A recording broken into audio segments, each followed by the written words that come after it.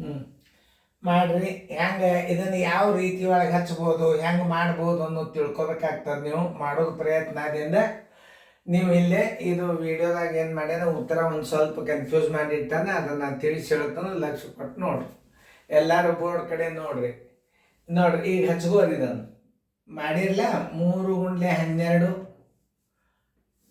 12 / 10. ಈಗ 12 × 3 = 36 ಇಡ್ರಿ. 36 ಇಟ್ಟು ತಳಗೆ 10 ಇಡ್ರಿ. ಒಂದನೇ ಉತ್ತರ ದಶಮಾಂಶದಾಗ ಮಾಡಿಡ್ರಿ. 3.6.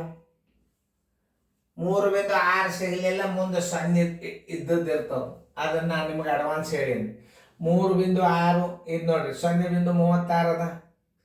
ಇದಂತೂ ಉತ್ತರ ಅಲ್ಲೇ ಅಲ್ಲ, ಇದು ಉತ್ತರ ಅಲ್ಲ. ಆಮೇಲೆ ಇಲ್ಲಿ ಅದ. ಅದಕ್ಕೆ ಏನು ಹೇಳಿದ್ದೆ ನಾನು, 3.6 ಕರೆಕ್ಟ್. ಒಂದು 0 ಏನು ಮಾಡ್ಯಾನ ಹೆಚ್ಚಿಗೆ ಇಟ್ಕಿಸಿದ ಉತ್ತರ ಇಟ್ಟಾನ. 3.6 ಒಂದು 0 ಇಟ್ಟು ಬಿಡ್ರಿ. ಮುಂದೆ ಒಂದು 0 ಇಟ್ಟರು ಏನು ತಪ್ಪಲ್ಲ. ಉತ್ತರ ಸಂಖ್ಯೆ ಸಿ. ಹಿಂಗೆ 3.6 ಅದ. ಒಳಗೊಬ್ಬೊಬ್ರು ಮೇಲೆ 12 × 3 = 36. ಇದನ್ನು ಒಂದು ದಶಮಾಂಶ ಸ್ಥಾನ ಇಡ್ತಾರೆ. ಏನು ಮಾಡಿ ಏನೋ ಗದ್ದಲ ಮಾಡಿರ್ತಾರೆ. ಇದನ್ನು ಆ್ಯಕ್ಚುಲಿ ಹೆಂಗೆ ಕಲಿಬೇಕಪ್ಪ ಅಂತಂದ್ರೆ, ಇದನ್ನು ಗುಣಾಕಾರ ಮಾಡಿ ಸ್ಥಾನ 10 ಇಡ್ರಿ. ಇಲ್ಲಿ 3.6 ಆಯ್ತು. ಇನ್ನು ಉತ್ತರ ಇನ್ನೊಂದೇನು ಒಂದು 0 ಇಟ್ಟು ಉತ್ತರ ಇಡ್ತಾನೆ. ಬೇಕಾದ್ರೆ ಇದನ್ನೇ ಇಡ್ತಾನೆ, ಬೇಕಾದ್ರೆ ಇದನ್ನೇ ಇಡ್ತಾನೆ. ಇದನ್ನು ಇಟ್ಟಿಲ್ಲ, ಇದನ್ನು ಇಟ್ಟಾನ. ಉತ್ತರ ಸಿದಾಗದ. ಉತ್ತರ ಸಿ ಹಾಕ್ರಿ.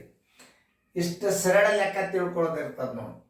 ಇಂಥವೆಲ್ಲ ಸಣ್ಣ ಸಣ್ಣ ಲೆಕ್ಕಗಳು ನೀವು ಕಲ್ತ್ರಿ ಅಂದ್ರೆ ಮುಂದೆ ನಿಮ್ಮ ನವೋದಯದಾಗ ಕಣ್ಣು ಮುಚ್ಚಾಗ್ತವೆ. ಎಲ್ಲ ನವೋದಯ ಬೇಸಿಕ್ ಅಭ್ಯಾಸ ಇವು. ಇಂಥವು ಗಣಿತಗಳನ್ನು ಕೇಳಿ ನಿಮ್ಗೆ ಅದಕ್ಕೆ ಪರ್ಫೆಕ್ಟ್ ಆಗಿರೋದು ಫಾಸ್ಟಾಗಿ ನವೋದಯ ಹಾಕ್ಲಿಕ್ಕೆ ಬಿಡಿಸ್ಕೋರಿ. ಫೇರ್ದಾಗ ಚೆಂದಂಗೆ ಮಾಡಿರಿ.